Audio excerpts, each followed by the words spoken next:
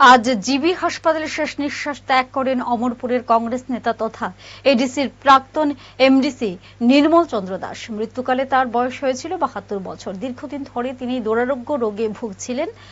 সকালে তার মরদেহ জিবি হাসপাতাল থেকে নিয়ে আসা হয় আগরতলা কংগ্রেস ভবনে। সেখানে তাঁকে শেষ শ্রদ্ধা জানালেন প্রদেশ কংগ্রেস সভাপতি আশিস কুমার সাহা, বিধায়ক সুদীপ রায় বর্মন সহ অন্যান্যরা।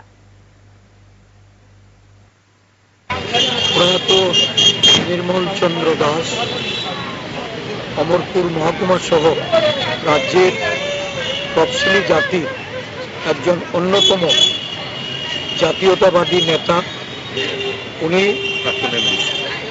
স্বশাসিত জেলা পরিষদের প্রাক্তন মেম্বার ছিলেন। ওনার এই অকাল প্রয়াণে কংগ্রেস পরিবার ওনার এই শোকাহত